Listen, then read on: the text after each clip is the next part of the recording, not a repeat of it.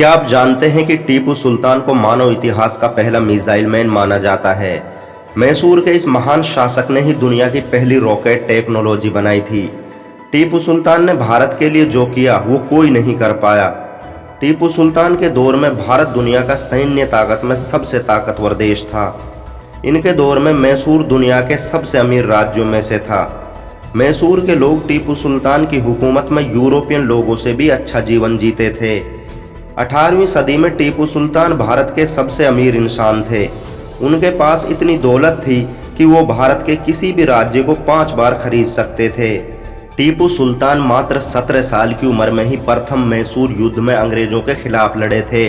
भारतीय इतिहास में टीपू सुल्तान एकमात्र ऐसे शासक माने जाते हैं जिन्होंने अंग्रेजों के खिलाफ खुलेआम 3 युद्ध लड़े हों। आपको ये जानकर शायद हैरानी हो कि भारत का पहला बांध टीपू सुल्तान ने ही बनवाया था, जो आज आरएस डैम के नाम से जाना जाता है। टीपू सुल्तान के दौर में भारत रेशम पैदा करने वाला दुनिया का सबसे बड़ा देश था।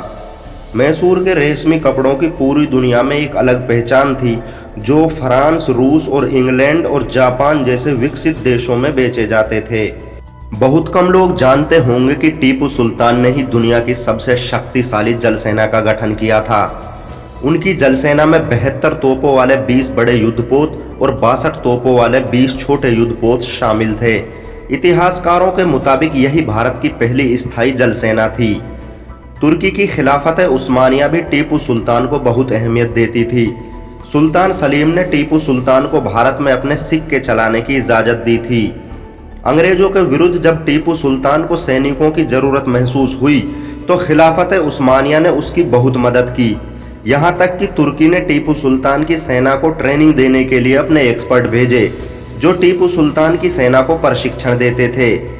खिलाफत उस्मानिया के खलीफा हामिद प्रथम ने जब मक्का और मदीना का निर्माण कराया तो भारत से टीपू सुल्तान ने भी पैसे भेजे थे।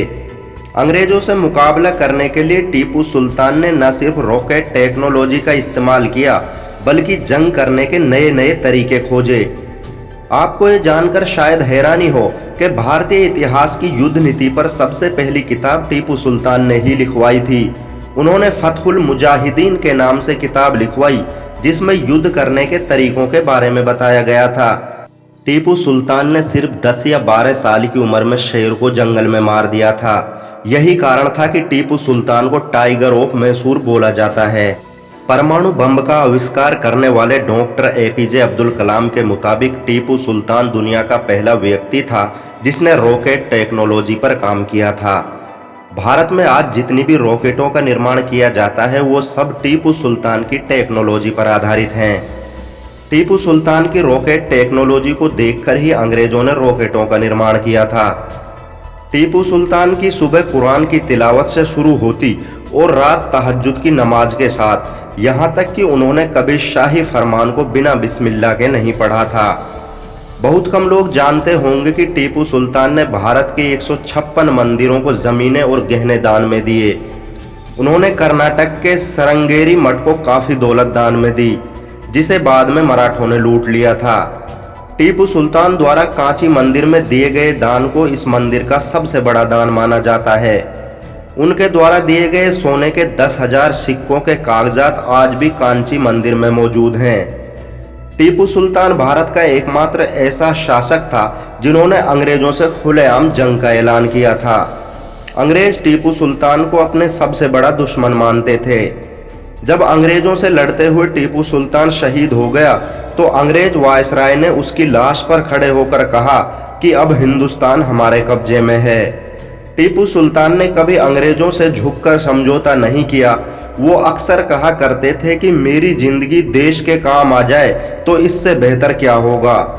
टीपू सुल्तान के पिता हैदर अली भी अंग्रेजों को अपना सबसे बड़ा दुश्मन मानते थे। उन्होंने अंग्रेजों को प्रथम मैसूर युद्ध में बुरी तरह पराजित किया था। टीपू सुल्तान भारत की हिफाजत के लिए अंग्रेजों के विरुद्ध शहीद होने वाले पहले शासक थे। उनकी आखिरी सांस तक उनके मुंह से कुरान की तिलावत जारी थी। अगर ये वीडियो आपको पसंद आई हो तो हमारे चैनल मिरर ऑफ वर्ल्ड को सब्सक्राइब करें, वीडियो को लाइक शेयर करें और कमेंट करके हमें ज़रूर बताएं। घंटा दबाना ना भूलें।